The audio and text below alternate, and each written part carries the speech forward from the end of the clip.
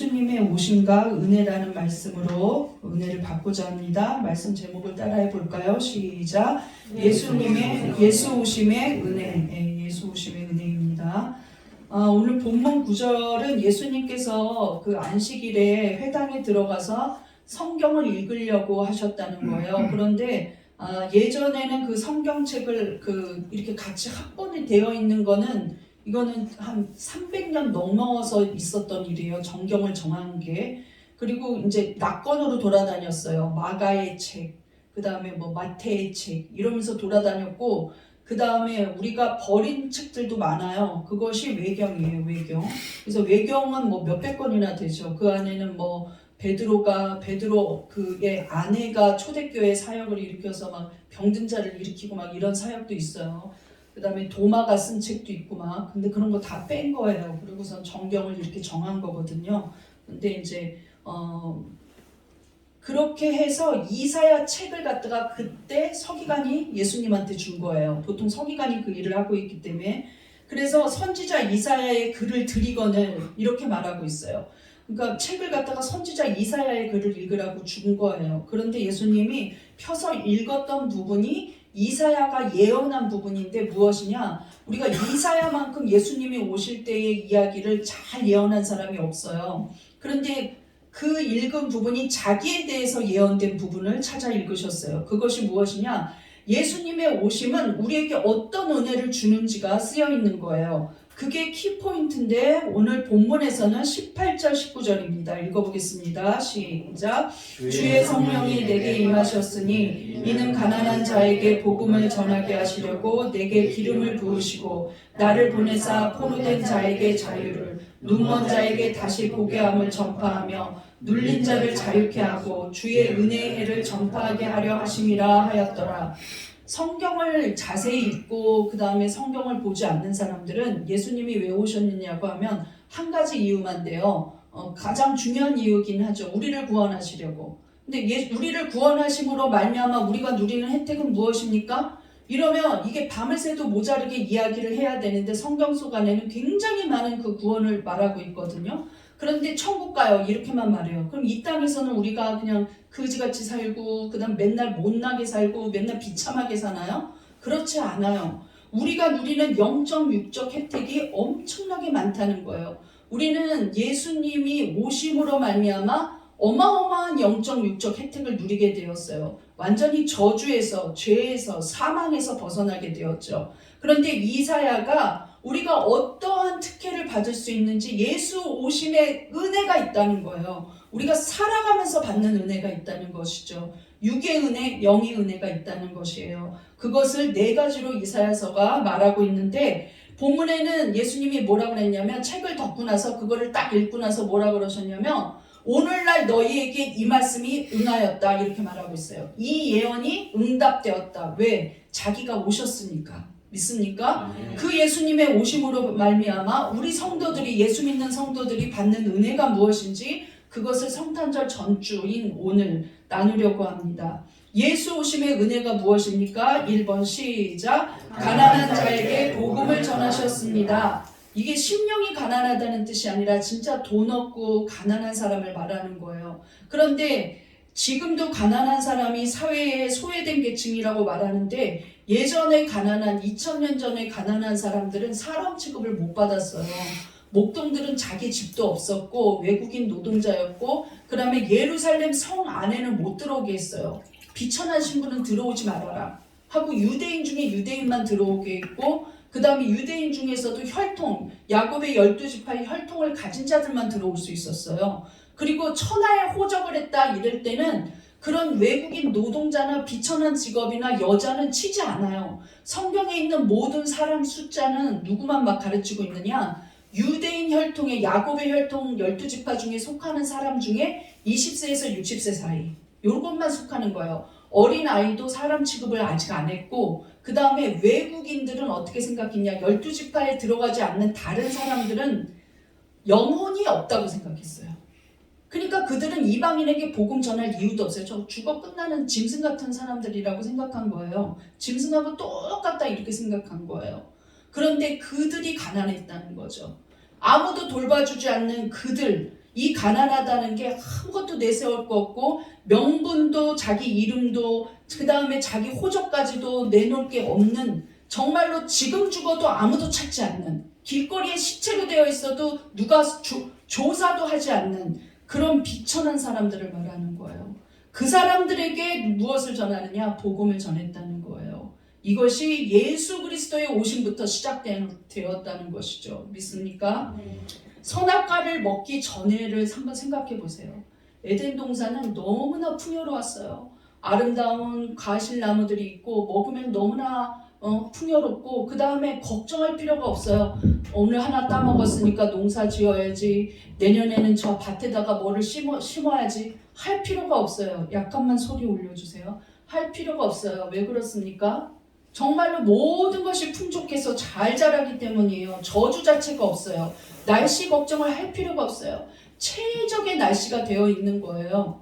그런데 에덴 동산에서 무슨 일이 일어났어요? 하나님이 먹지 말라고 명한 선악과를 먹고 죄가 들어왔죠.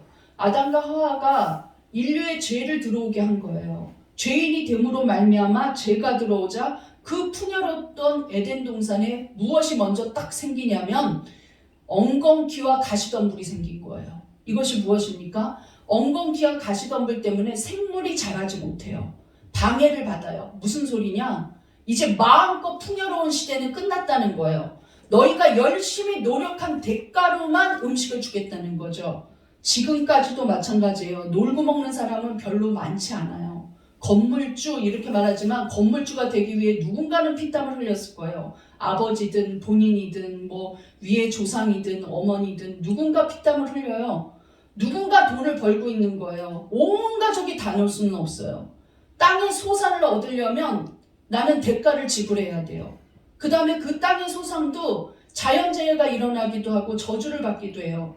못 먹게 되기도 하고 하루 종일 1년 내내 농사 지었는데 가을에 추수하기 직전에 태풍 이틀 오면 끝나는 거예요. 그래서 막 농사꾼들이 이번 비 피해 막 이러면서 뉴스에 뭐 울잖아요. 막. 그리고 열심히 닭들을 기르고 이게 축산업을 했는데 그냥 소는 그냥 또 질병이 나서 유행병으로 죽고, 그 다음에 닭들도 다 폐사시키고, 그 다음에 살아있는 돼지를 꽥꽥하고 울고 있는데 땅에다 묻고 구제역 때문에, 그러는 경우도 굉장히 많이 보잖아요. 조류독감 이런 것들. 재앙이 있는 거예요. 우리가 열심히 수고해서 먹기도 하지만 수고해도 마음껏 되지가 않은 때가 있다는 거예요. 왜? 죄로 말미암아 온 생태계는 저주를 받았기 때문이에요. 하나님이 허락하셔야지만 우리가 풍요롭게 먹을 수 있고, 하나님이 허락하셔야지만 우리가 걸어 다닐 수 있고, 하나님이 허락하셔야지만 평안할 수 있다는 것이죠. 그래서 우리가 그냥 원치 않아도 그냥 마음껏 먹는 시대는 끝났다는 거예요. 그런데 처음에 하나님이 에덴 동산을 만들고 아담과 하와를 지었을 때 주신 복이 무엇입니까? 땅에 충만하고 번성하고 땅을 정복하라. 땅에 충만하게 번성해라 이랬어요. 그런데 이제는 그렇지 않죠. 끊임없이 충만해지면 전쟁을 일으키고, 끊임없이 번성해지면 누군가 시기해서 전쟁으로 쳐들어오고, 그 다음에 누군가 1등이 부자로 1등이 되면 그 다음번 사람들이 또 1등을 하고 쟁취하고 정복하면서 서로 간에 싸워요. 그것이 죄의 결과라는 거예요. 그런데 예수를 믿고 나면 어떻게 되느냐? 이 악한 저주로부터 벗어난다는 거예요. 예수를 믿고 나면 형통하게 된다는 것이죠. 예수의 복음을 받아들이고 나면 가난한 자 같으나 부요해요. 저희는 우리 교회만 봐도 그래요. 우리 교회는 겉으로 보면 굉장히 없어 보이고 우리도 그냥 비실비실거리고 저 교회에 무슨 소망이 있을까 하고 볼 수 있죠. 작은 귀퉁이에 있는 창문 하나 없는 지하 같은 교회. 들어와 봐야 뭐 그렇게 요란하게 잘 이렇게 꾸미지도 못한 교회. 이런 교회지만 인원도 작지만 우리 교회가 하는 일은 정말로 이 규모에서는 최대한의 일을 하고 있고 물질을 계속 흘려보내고 있어요. 믿습니까? 자부하건대 우리 교회는 선교와 전도의 50% 이상을 쓰기 때문에 돈은 늘 없지만, 그래도 이것 때문에 돈이 없어서 다른 교회 돈 좀 주세요 한 적도 없고, 그 다음에 계속해서 선교도 하고 있고, 많은 교회들이 후원을 끊지만 더 늘렸어요. 근데 내년에는 좀 더 늘려볼까 하고 기도하고 있어요. 그리고 계속 전도에도 투자하고 있고, 구제도 오면 나는 돈이 없어서 못 받겠어야 하는 적이 없었다는 거예요. 그리고 절기마다 선교를 하고 있고 후원하고 계속해서 청년들이 있을 때는 계속해서 그 학기마다 장학금을 주었고 끊임없이 모든 분야에서 최선을 다해서 베풀었어요. 이것이 어떤 은혜냐? 예수 그리스도를 알고 살아가는 교회의 은혜예요. 믿습니까? 많은 교회들이 이것을 체험하면서 살고 있을 거예요. 그리고 많은 성도들이 그것을 체험하고 있을 거예요. 그래서 바울이 뭐라 그랬냐면 나는 가난한 자 같으나 부요하다고 말했어요. 연약한 자 같으나 강건하다고 그랬어요. 약한 몸을 가지고도 건강한 사람도 할 수 없는 일을 하거든요. 돈이 한 푼도 없어도 가진 것이 한 개도 없어도 계속해서 선교를 하고 교회를 어마어마하게 세웠어요.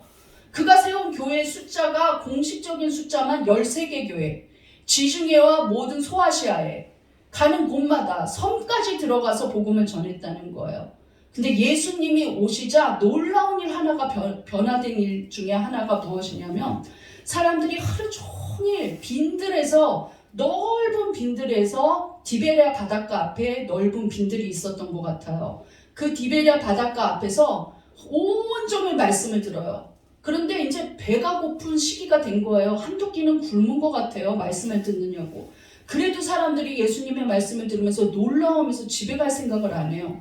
그러니까 너무 배가 고파지니까 예수님도 걱정하는 거예요. 저들을 저렇게 돌려보내면 가다가 기진하면 어떡하냐 이럴 정도로 몇 끼 굶은 것 같아요.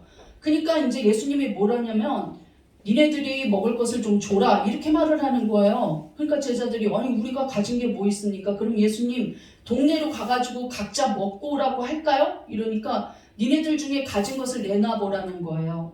아무도 음식 준비하지 않았어요. 당시에는 굉장히 더운 팔레스타인 지역인데 누가 음식을 도시락을 그렇게 많이 왕창 싸갖고 다닙니까? 어차피 상하는데. 어떤 소년 하나가 도시락 하나를 싸왔는데 1인분이죠. 1인분. 물고기 2마리 구워왔어요. 생선구이로. 근데 걔가 어린애니까 뭐 큰 거 잡았겠습니까? 그 다음에 떡 5덩이가 있는데 작은 떡일 거예요. 아마 찹쌀떡 같은. 큰 떡이 아니라. 그리고 제자들도 12명인데 제자들도 다 못 먹어요. 입에 대지도 못해. 그런데 예수님이 뭐라 그랬냐면 예수님이 얼만큼 먹일 수 있나를 보여주기 위해서 그런 것 같아요. 성경에는 예수님이 직접 인원수 세는 일이 이 일밖에 없어요. 그룹으로 모이게 하라는 거예요. 그래서 성경에는 뭐라 그랬냐면 복음서를 자세히 읽으면 재밌는 부분이 많은 게 50명, 100명씩 그룹을 지어놨다고 말하고 있어요. 그러니까 정확한 숫자가 나오는 거죠. 50명, 100명씩 그룹을 지어놔서 이제 예수님이 바구니에 그걸 넣어요. 모든 사람들이 보는 앞에서 그룹 지어서 다 보고 있어요. 하늘을 우러러 보시고 하나님 아버지 앞에 예수님이 축사기도 했다 그랬어요. 이 축사기도의 은혜가 누구한테 임해 있냐면 목사님한테 임해 있어요. 지금은. 예. 그런데 그 축사기도를 하셨다는 거예요. 그런데 무슨 내용인지는 모르지만 그 기도를 하고 난 후에 무슨 일이 일어났느냐? 이제 나눠줘라. 처음에는 뭔 소리를 하는 건지 하면서 나눠줄 거예요. 그런데 생선 한 마리 누구한테 줬어요. 바구니에 보니까 생선 한 마리가 그대로 있어. 또 다시 떡 한 덩이 줬어요. 바구니에 보니까 또 나눠줄 떡이 다시 있네. 그럼 계속해서 나눠주기 시작하는 거예요. 그러니까 제자들이 이제 12명이 막 흩어져서 나눠주기 시작해요. 계속해서 생기니까. 영문을 알 수 없어요. 이거는 과학적으로 입증이 안 되죠.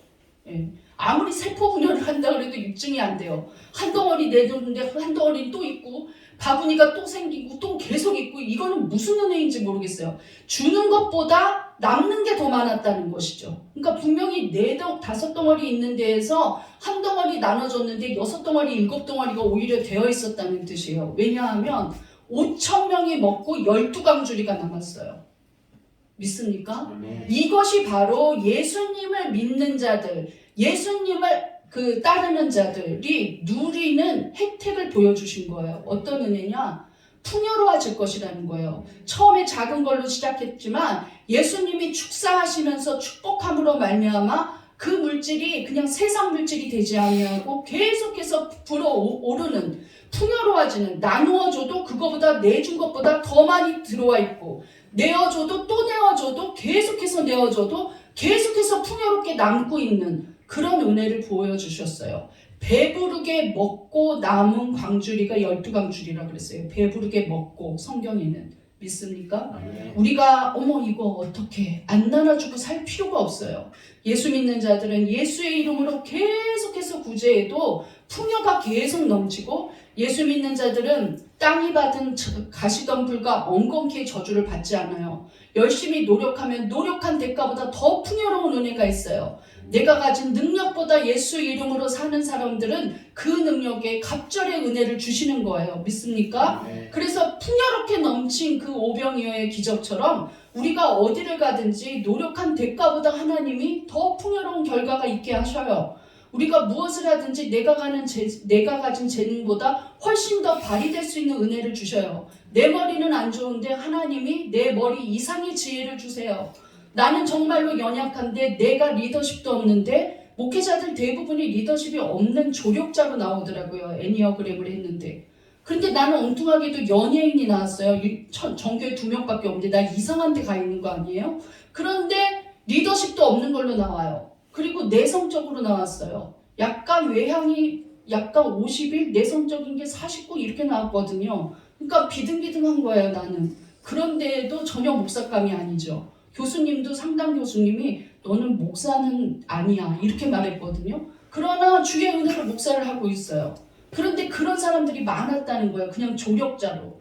그냥 대봤자 부목사인 사람들의 성품을 갖고 있었다는 거예요. 그런데 대부분 목회에서 잘하고 있어요. 놀라운 은혜죠. 우리의 가진 기질도 뛰어넘게 하시는 거예요. 그러니까 풍요롭지 못하게 하고 가난하게 하고 찌들게 하고 힘들게 하고 열심히 노력해도 되지 않게 하는 그 땅의 저주가, 엉겅퀴와 가시덤불의 저주가 우리에게는 없어졌어요. 믿습니까? 예수님의 오심으로 말미암아, 예수님 스스로가 가난해지심으로 말미암아 우리는 부욕해 되었다고 성경은 말하고 있어요. 고린도후서 8장 9절입니다. 시작. 우리 주 예수 그리스도의 은혜를 너희가 알거니와 부요하신 이로써 너희를 위하여 가난하게 되심은 그의 가난함으로 말미암아 너희를 부요하게 하려 하심이라. 여우도 굴이 있고 공중의 새도 둥지가 있는데 나는 머리 둘 곳이 없다고 하면서 복음을 전하신 예수님의 대가 때문에 스스로 가난해지고 스스로 하늘 높은 보좌에서 이 땅에 오신 비천해지신 예수님의 대가 때문에 우리는 부요하게 사는 복을 받았다는 거예요. 믿습니까? 아멘. 그러므로 예수 믿는 사람들은 공부하면 지혜가 넘칠 것이고, 예수 믿는 사람들은 자기가 받은 달란트를 활용하면 그 활용의 대가가 있을 것이고, 전도하면 반드시 열매가 있을 거예요. 믿습니까? 나누어져도 계속 부한복이 있다는 거예요. 이 원리예요. 이 원리. 그래서 예수 믿는 사람들은 돈돈하면서 살 필요가 없어요. 흘려보내면 더 많이 풍성해지고 내려보내면 더 많이 부요해지는 거예요. 믿습니까?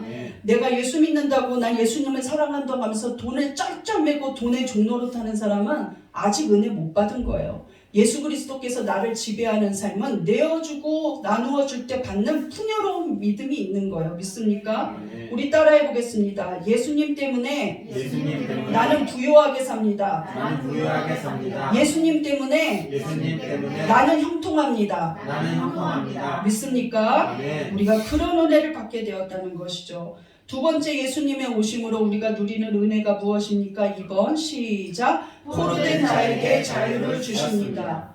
언제 내가 포로가 되었지? 내 주인은 누군데?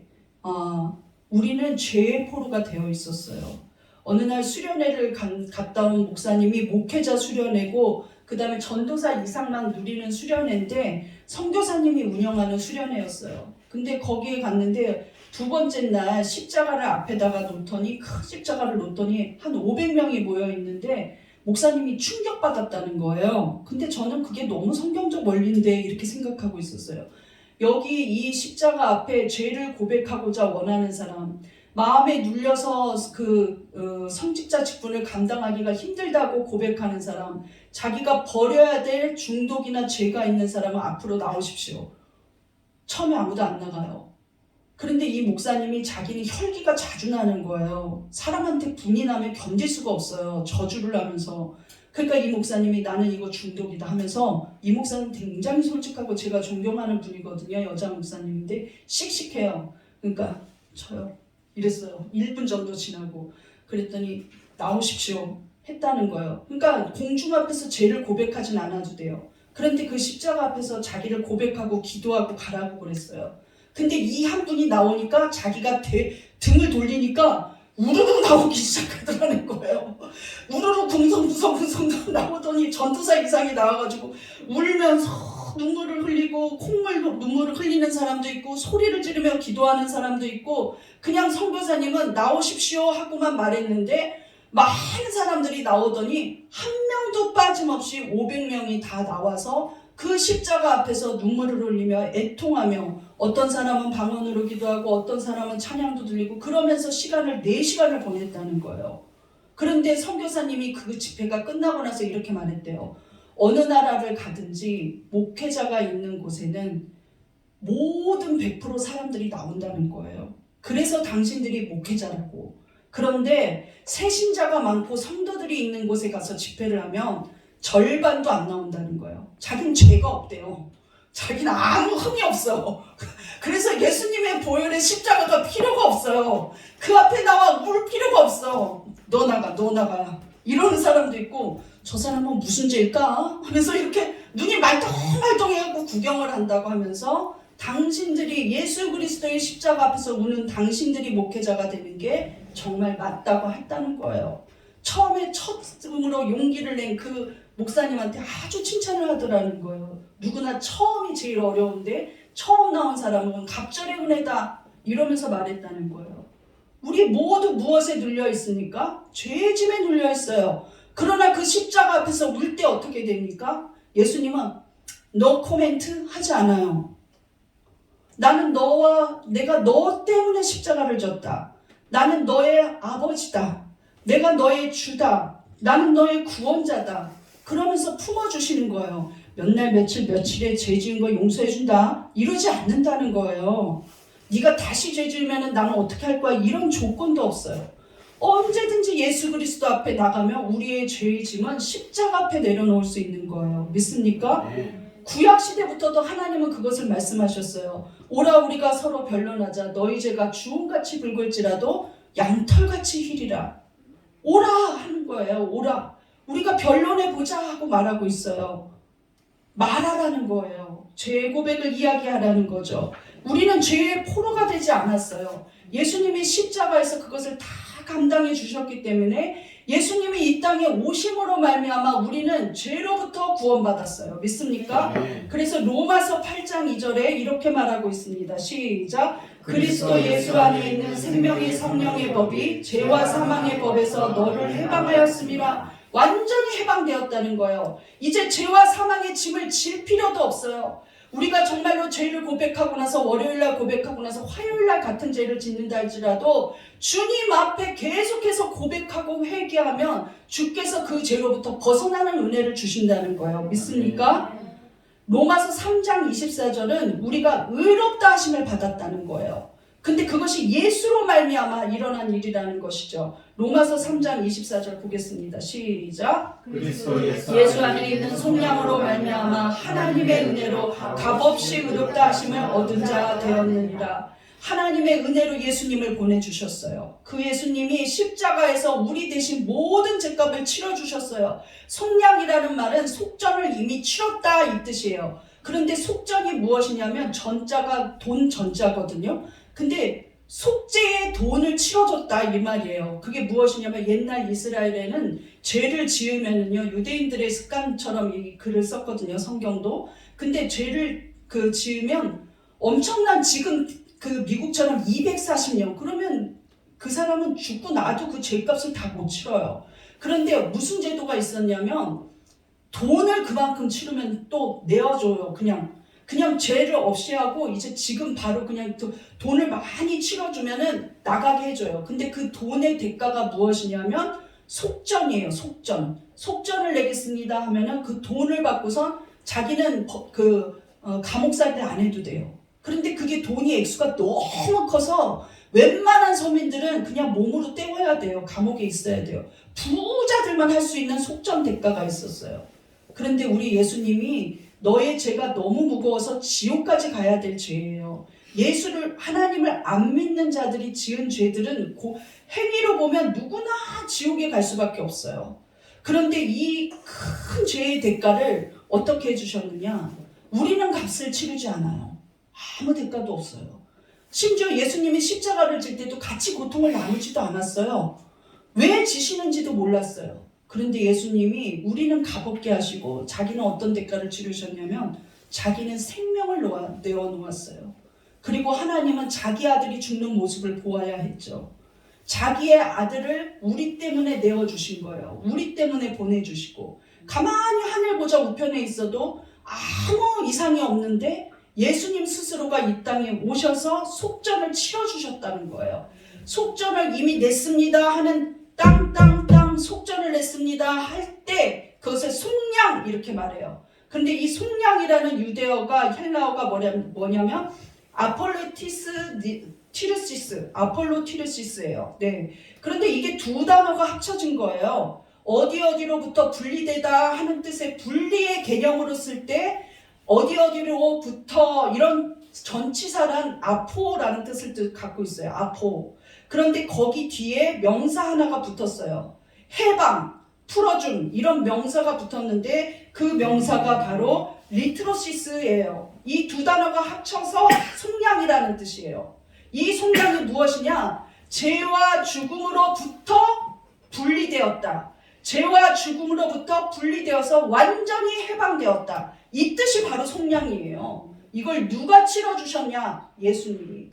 값비싸게 치러주신 거예요. 어떤 대가를 치르셨냐? 생명을 내어주신 것이죠. 그 십자가의 보혈의 피로 말미암아 우리는 가만히 앉아있고 아무 대가 없이 그냥 예수를 나의 구세주로 믿습니다. 이렇게 고백하면, 그분을 나의 구세주로 믿음으로 선포하면 우리는 그 죄의 대가를 치를 필요가 없다는 거예요. 그래서 우리가 얻은 대가가 무엇입니까? 의롭다 하심이에요. 주님 앞에 서는 날, 우리가 언젠가는 그 심판대 앞에 서는 날이 있겠죠. 그런데 그 앞에 설 때 너 공로로 보자 이거는 아니에요. 어떻게 하냐면 예수 믿었느냐? 속량이 되었느냐? 이거를 보신다는 거예요. 긴가리가 지은 죄악들을 하나하나 나열하면 우리는 부끄러울 수밖에 없어요. 내 스스로가 그래요. 난 지옥에 갈 사람입니다 할 수밖에 없어요. 그런데 의롭다 하심을 이미 선포했다는 거예요. 이미 선포로 끝났다는 거예요. 믿습니까? 네. 그래서 우리는 죄로부터 해방되었다는 것이죠. 죄의 포로가 되었던 우리들이 이제는 완전히 포로에서 벗어나 하나님의 자녀로서 살아가게 되었어요. 믿습니까? 네. 그래서 죄로부터 완전히 해방되었다는 것입니다. 따라해 보겠습니다. 죄의 포로된 나를 죄로 포로된 해방시켜 주신 예수님, 해방시켜주신 예수님, 나는 예수님을 나는 예수님을 나의 구원자로 믿습니다. 나의 구원자로 믿습니다. 이제 내 안에 이제 내 안에 예수의 생명이 넘쳐 흐릅니다. 예수의 생명이 넘쳐 흐릅니다. 나는 의인이 되었습니다. 나는 의인이 되었습니다. 나는 구원받았습니다. 나는 구원받았습니다. 믿습니까? 아멘. 이렇게 선포하시면 구원받고 은혜 받으신 줄 믿습니다. 아멘. 세 번째로 예수님이 오심으로 우리는 어떤 은혜를 누리고 있습니까? 3번 시작. 눈먼 자를 보게 하셨습니다. 자, 에덴 동산을 한번 생각해봐요. 죄 짓기 전에 이야기를 해야 되니까. 에덴 동산에 모든 것이 풍요로웠다 그랬죠? 그런데 어떤 은혜가 있었냐면 하나님이 아담이 이름 짓는 것을 지켜보고 흐뭇해하셨다는 말들이 나와요. 그러니까 아담이 저 목이 긴 애를 아담이 어떻게 이름 짓나 하고 보는 거예요. 왜냐하면 아담에게 그것을 다스리고 그 다음에 그것을 정복하는 그러한 복을 주셨어요. 그러한 권세를 주셨고, 그래서 내가 지었지만 하나님이 다 아름답게 지어놓고 나서 이름 짓는 권세는 너 거야 하고 말하는 거예요. 그리고 저것들 기르는 은혜도 네 거야. 그리고 저것들을 다스리는 것도 네 은혜야. 이렇게 모든 은혜를 주셨어요. 그냥 초라하게 살지 않았는데도 선악과를 먹은 거예요. 그런데 아담이 입이 크네 하마, 목이 기네 기린, 뚱뚱해 돼지 이렇게 지어놓은 거예요. 미련해 보여 곰 이렇게 지어놓은 거예요. 날라다니네 새 이렇게 지어놓은 거예요. 입이 되게 긴데 악어 이렇게 지어놓은 거예요. 그랬더니 하나님이 잘 짓고 있어 베리굿 하면서 좋아했다는 거예요. 그거는 무엇이냐? 아담을 하나하나 같이 동행하면서 친구처럼 따라다니고 교제했어요. 잘했어. 그래, 자 이거는 이거 포도요 이러면서 지었어요. 잘했어. 이거 뭐니? 이거 사과요. 잘했어 했다는 거예요. 친구처럼 따라다니면서 이름 짓는 것을 보시고 흐뭇해하셨다고 나와 있어요. 흐뭇해하셨다. 좋아하셨다. 근데 성경의 영어로는 very good이었다 이렇게 평가했다 이렇게 나와 있거든요. 굉장히 좋아하면서 평가했다 이렇게 말하고 있어요. 하나하나 보셨다는 거예요. 5만 가지 생물이 있었을 텐데 그렇게 교제했어요. 근데 하필이면 그렇게 행복하게 그냥 계속 살면 될 것을 어리석은 인간이 하나님과 같이 되어볼까 하고 그것을 먹었죠. 선악과를. 그리고 났더니 하나님은 아담을 계속 찾아요. 그런데 아담이 어떻게 하냐면 나 없어요 하나님. 나 보지 마세요. 나 찾지 마세요. 이러면서 어떻게 하면 하나님 여기 가도 하나님이 있을 것 같고 저기 가도 하나님이 있을 것 같고 숨어 다녀요. 이게 육신으로 보이지 않는 하나님을 어떻게 숨어야 될지 모르겠어요. 막 영으로 하나님이 있다는 거를 아담은 계속 느끼고 있으니까 계속 숨어 다니는 거예요. 여기 나뭇잎이 큰데 여기 숨을까? 초라해졌어요. 옛날에는 당당하게 다니면서 이름을 짓고 명령하고 야 하와 이리 와 이렇게 말하기도 하고 야 기린 이리 와 이렇게 말하기도 하고 야 사자 일로 와 그리고 야 말 달려 이렇게 말했는데 명령할 틈이 없어요. 도망 다니려고. 죄가 들어오니까 비참해졌어요. 비참해졌어요. 영적 자존감을 완전히 잃은 거죠. 그리고 그에게 임한 가장 슬픈 일은 영적으로 눈먼 자가 되어버린 거예요. 어디에 하나님이 있는지 숨을 길을 찾아다녀요. 그러니까 어디에 계신지 모르겠어요. 옛날에는 다 느꼈는데 영적으로 눈멀어 버렸어요. 근데 하나님이 또 저걸 가만히 둘 수가 없어서 우리의 사랑의 하나님이 어떻게 하냐면 아담아 아담아 네가 어디 있느냐 하고 먼저 교제하셨던 거예요. 그리고 그들이 에덴 동산에서 쫓겨났죠. 그리고 많은 세월이 지나면서 인문학이 들어오고 과학이 들어오고 증거를 보여달라고 말하기 시작해요. 왜? 안 보이니까 못 느끼겠으니까. 에덴 동산에서는 저절로 하나님이 누구세요? 하나님이 누구예요? 하고 물을 필요가 없어요. 저분이 하나님이야. 저분이 나의 창조주야. 설명하지 않아도 알아요. 왜? 영이 열렸으니까. 그런데 죄가 들어오고 에덴 동산에서 하나님과 완전히 쫓겨나면서 분리되니까 어떻게 했냐면 간절히 찾아야지만 하나님을 느껴요. 간절히 부르짖어야만 응답을 받아요. 우리가 그런 시대를 살아가고 있었던 거예요. 영적으로 눈이 완전히 멀었어요. 그래서 전도에 보면 어떤 인간들이 나오기 시작하느냐 분명히 하나님이 계심에도 불구하고 뭐라 하냐면 하나님이 어디 있어? 보여줘 보여줘 보여줘. 하나님이 어디 있어? 하면서 하나님을 멀리하고 찾지 않아요. 그래서 시편에 이렇게 말하고 있어요. 시편 53편 1절 시작. 어리석은 자는 그의 마음에 이르기를 하나님이 없다 하도다. 그들은 마음이 부패하며 가증한 악을 행하며 선을 행하는 자가 없도다. 보세요. 하나님이 없다고 생각하면 지을 수 있는 죄들은 수천 가지가 넘어요. 하나님이 없다고 생각할 때 얼마나 많은 악을 행하는지 보세요. 하나님이 가인한테 미리 와서 가인아 네가 왜 그렇게 얼굴이 안색이 안 좋으냐? 왜 그렇게 화가 나 있냐? 이렇게 물었어요. 그러면서 어떻게 하나님이 내 재산을 안 받아줄 수 있습니까? 하고 따지니까 너 그러지 말고 네가 죄질 마음은 네 안에 있으나 너는 죄를 다스려라 하고 달래주었는데도 그냥 버려두지 않고 안쓰러워하면서 달래주었는데도 그래 다음번 제사는 하나님이 받으시도록 하자 이렇게 하지 않고 그냥 아벨을 죽여버리죠. 들판에서. 하나님이 미리 와서 말하고 이야기하고 달래주었는데도 죽여버렸어요. 그런데 하나님이 안 보이고 하나님의 음성이 들리지 않는 이 시대를 살아가던 인간들은 어떻게 하냐면 악을 행하는데 얼마만큼 담대히 행하는지 말로 할 수 없이 거침없이 악을 행하고 수많은 우상들을 계속 만들어내고 자기가 하나님인 것처럼 살아가요. 자기의 도덕 기준이 맞아야지만 의롭고 자기의 도덕 기준이 맞지 않으면 의롭지 않아요. 하나님의 기준이 되지 않는 삶을 살고 있어요. 이 땅의 것이 영원한 것처럼 생각해요. 죽음 이후의 삶은 보이지 않으니까 영이 어두워지고 눈이 어두워졌으니까 죽음 이후의 삶은 생각지도 않아요. 가르쳐줘도 듣지 않아요. 오죽하면 죽은 나사로가 살아서 돌아가도 안 믿을 사람은 안 믿을 거라 이렇게 말을 했을까요? 사람들은 증거가 없으면 믿지 않고 증거가 있어도 떠나가요. 체험을 해도 떠나가요. 지금 코로나에 많은 영혼들이 실족했는데 그들 중에는 성령 충만했던 영혼들도 많이 있다는 거예요. 그 다 옛날의 과거 이야기를 하고 있지만 현재는 떠나가 있는 상태라는 거죠. 그럼 안타까운 영혼들이 많아요. 왜 그렇습니까? 이제 우리가 어둠의 시대를 살게 되어버린 거예요. 그런데 예수를 믿게 되면 어떻게 됩니까? 예수님이 십자가에서 이루신 것을 화목제물이라고 했어요. 그 화목제물은 누구와 누구를 연결하는 화목이냐? 죄로 말미암아 영이 완전히 어두웠던 우리에게 하나님을 알게 하는 그러한 성령의 빛이 우리에게 임하는 거예요. 나는 이제 예수를, 그 십자가에 달렸던 예수를 나의 구주 나의 하나님으로 믿겠습니다 하고 고백하는 그 순간 성령님을 사모하게 돼요. 그리고 보이지 않던 하나님이 내가 이 죄를 지면 하나님한테 안 돼. 그리고 멈추게 되는 거예요. 죄 짓지 않으려고 몸부림쳐요. 이거 하나님 거야, 하나님 거. 그리고 하나님 앞에 드릴 때 아깝지 않아요. 이거 하나님의 일이 되어지는 게 보여요. 다른 안 믿는 자들은 부정하고 없다고 할 때 우리는 있는 거예요. 하나님이 믿습니까? 아멘. 다른 안 믿는 자들은 하나님의 음성을 들을 수 없을 때 우리는 들리는 거예요. 하나님의 음성이. 믿습니까? 아멘. 우리는 보이는 거예요. 하나님이 하시는 일들이 보여요. 한 해 동안도 우리가 얼마나 많은 하나님의 은혜를 체험했습니까?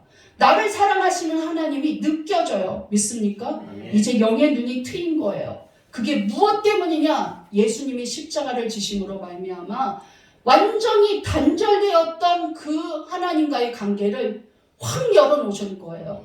그래서 요한복음 8장 12절에 이렇게 말하고 있습니다. 시작. 예수께서 또 말씀하여 이르시되 나는 세상의 빛이니 나를 따르는 자는 어둠에 다니지 아니하고 생명의 빛을 얻으리라. 믿습니까? 아멘. 우리 안에 예수로 말미암아 생명의 빛이 있어서 그 생명의 빛으로 말미암아 우리가 하나님을 알고 하나님을 만나고 하나님의 이야기를 듣는 거예요. 믿습니까? 우리는 성경을 통해서도, 우리는 성령을 통해서도, 또 우리는 말씀을 들을 때에도, 또 우리는 일상생활에서도 수도 없이, 하루에도 수도 없이 하나님을 만나요. 그것이 하나님을 아는 빛이 우리 안에 임했기 때문이에요. 믿습니까? 아멘. 우리 따라하면서 고백해 보겠습니다. 예수님 때문에 나는 하나님을 알았습니다. 나는 하나님을 알았습니다. 하나님은 내 안에 계십니다. 하나님은 내 안에 계십니다. 하나님은 나를 사랑하십니다. 하나님은 나를 사랑하십니다. 내게 생명의 빛이 임했습니다. 내게 생명의 빛이 임했습니다. 어둠은 떠나갔습니다. 어둠은 떠나갔습니다. 어둠이 떠나가니 어떻게 됩니까? 지혜로워지는 거예요. 어둠이 떠나가니 어떻게 됩니까? 영적 분별이 일어나요. 어둠이 떠나가니 어떻게 됩니까? 죄를 싫어하게 돼요. 어둠이 떠나가니 어떻습니까? 예수님을 사랑하게 돼요. 다른 인생을 사는 거예요. 영적 자존감이 높아져서 선악과 따먹은 뒤에 아담처럼 숨어 다니잖아요. 어떻게 하면 하나님을 만날까? 이러고 있죠. 목사님 우리 수련회 가요. 목사님 나 성령 받았어요 하고 좋아하고 자랑하는 거예요. 그게 어디 그냥 숨어서 피해갖고 아담아 내가 어디 있느냐고 하나님이 부를 때까지 숨어있는 자의 모습입니까? 우리는 죄인의 신분이지만 죄인이 아니에요. 하나님의 자녀가 되었다는 것이죠.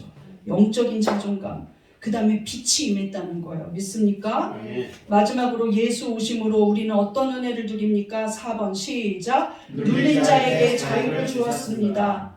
우리는 지는 게임을 계속하고 있었어요. 무엇이냐? 선악과를 따 먹었을 때 마귀가 이겼잖아요. 우리 의지로는 못 이겼어요. 그냥 얼마나 뱀이 유창하게 이야기를 하면서 꼬시는지, 야 저거를 따 먹으면 네가 하나님같이 돼서 동등하게 되고 막 이렇게 말하는 거예요. 하나님이 그게 싫어갖고 니네들한테 거짓말한 거야 막 이러면서 이야기할 때 꼴깍 먹었잖아요. 그러니까 애초에 우리 지혜는 마귀의 지혜보다 낮아요. 우리의 능력은 마귀의 능력보다 낮아요. 그래서 맨날 지는 거예요. 맨날 져요. 그것이 바로 마귀에게 눌린 자예요. 우린 마귀한테 눌려 있는데 마귀는 우리한테 무엇을 하느냐? 질병을 가져다 주고, 불신앙을 가져다 주고, 의심을 가져다 주고, 두려움을 주고, 그 다음에 염려를 주고, 고통을 주고, 아픔을 주고, 시기를 주고, 분열되게 만들고, 가정이 무너지게 만들고, 자녀가 아프게 만들고, 부모 자식 간에 싸우게 만들고, 대판 싸워서 안 보게도 만들고, 그 다음에 너무 안 믿는 자를 사랑해서 완전히 자기도 불신자가 되게 하고 이상한 일들을 일으켜요. 목적은 무엇이냐? 하나님과 분리되게 하는 거. 예수님은 죄와 분리되게 하기 위하여 십자가를 졌는데 마귀는 하나님과 분리되게만 하면 부자가 되기도 하는 방법을 쓰기도 하고 높은 권세를 가지는 방법도 쓰게 하고 그 다음에 완전 밑바닥으로 내려가는 고통과 아픔을 주면서라도 어떤 방법을 취해서라도 눌려있게 만드는 거예요. 그리고 딱 우리의 영혼을 누르고 내가 이겼다, 너는 내 자녀야 하고 좋아하고 있어요. 내가 지옥 갈 때 같이 가 하면서 누르고 있는 거예요. 근데 예수님이 십자가를 지실 때 마귀가 예수도 눌렀다고 생각했어요. 온 세상이 흑암 가운데 있어요. 온 세상이 빛을 잃었어요. 야, 내가 이겼다고 어둠의 권세인 마귀가 그 증거로 온 세상이 흑암에 거하게 만들었어요. 그런데 그 와중에 예수님이 십자가에서 죽고 끝난 것 같았는데 마귀는 그 다음 프로젝트를 전혀 몰랐어요. 근데 하나님만 아시는 계획이 있었고 예수님이 선포한 계획이 있었어요. 그것이 무엇이냐? 3일 만에 부활하신다는 것이죠. 믿습니까? 아멘. 죄와 사망에서 죽어버린 줄 알았던 하나님의 아들이 살아나셨어요. 죄와 사망의 권세를 이기고 살아나셨어요. 생명으로 살아나셨어요. 그러니까 이 생명은 죽어도 다시 살아나는 생명이에요. 죽음으로 패하지 않는 생명이에요. 영원한 영생이에요. 믿습니까? 이 생명은 죄를 이기게 하는 생명이에요. 죄와 사망의 권세를 이겨요. 그러니까 이 예수의 이름 앞에 나가면 마귀는 쩔쩔매는 거예요. 왜? 오래전에 선악과로 자기가 이겼는데 그놈의 부활 때문에 자기는 이길 수가 없어요. 예수님이 이미 이겨놓은 거예요. 그래서 우리는 우리의 힘으로 싸우지 않고 예수 이름으로, 부활하신 예수의 이름만 되면 마귀가 졌네 하는 거예요. 믿습니까? 아멘. 이것이 바로 우리가 누리는 은혜라는 거예요. 우리 이름으로, 우리의 힘으로, 우리의 영으로 마귀를 이길 수 없고 맨날 져요. 맨날 물려 있어요. 그런데 이제 예수의 이름으로 우리가 승리한다는 거예요. 이미 이겼다는 것입니다. 믿습니까? 아멘. 사도행전 10장 38절에 예수의 이름을 대니까 어떤 일이 일어났습니까? 시작! 하나님이 나사렛 예수에게 성령과 능력을 기름 붓듯 하셨음에 그가 두루다니시며 선한 일을 행하시고 마귀에게 눌린 모든 사람을 고치셨으니. 믿습니까? 예수 이름 자체에 능력이 있어요. 그런데 예수님이 자기만 그렇지 않다는 거예요. 많은 제자들에게 이제 복음 전하는 사역을 주면서 약속을 하시면서 선포하셨어요. 그것이 누가복음 10장 19절입니다. 시작! 내가 길과 정갈을 밟으며 원수의 모든 능력을 제어할 권세를 주었으니 너희를 해할 자가 결단코 없으리라. 원수의 능력을 제어할 권세, 원수가 마귀인데 마귀의 능력을 제어할 권세를 우리에게 주셨다고 말했어요. 믿습니까? 아멘. 그러므로 우리가 고통과 아픔 가운데 있을 때 염려 가운데 눌려있지 말고 예수 이름으로 명하노니 마귀야 떠나가라 해야 되는 거예요. 아멘. 그러면 마귀는 떠나갑니다. 믿습니까? 아멘. 우리 한번 고백해 보겠습니다. 성도를 괴롭히는 악한 마귀야, 성도를 괴롭히는 악한 마귀야, 예수 이름으로 떠나가라. 예수 이름으로 떠나가라. 질병을 가져다주는 악한 마귀야, 질병을 가져다주는 악한 마귀야, 예수 이름으로 떠나가라. 예수 이름으로 떠나가라. 불신앙을 가져다주는 마귀야, 불신앙을 가져다주는 마귀야, 예수 이름으로 떠나가라. 예수 이름으로 떠나가라. 네, 그렇게 물리치면 이미 우리에게 권세를 주었기 때문에 예수 이름으로 떠나가는 줄 믿습니다. 아멘. 마지막으로 우리는 예수님의 오심으로 엄청난 은혜를 누리고 있다는 것을 알아야 합니다. 그러므로 우리가 어떠한 은혜를 누리고 있는지 결론적으로 보겠습니다. 1번 시작! 가난한 자에게 복음을 전하셨습니다. 2번 시작! 포로단 자에게 자유를 주셨습니다. 3번 시작! 눈먼 자를 보게 하셨습니다. 4번 시작! 눌린 자에게 자유를 주셨습니다. 이것이 선포된 것이 바로 예수 그리스도의 성탄이에요. 예수님의 온 세상에 울릴 기쁜 소식, 복음의 복된 소식, 이것이 바로 우리에게 누려졌다는 거예요. 믿습니까? 우리 예수 오심을 감사하시면서 세상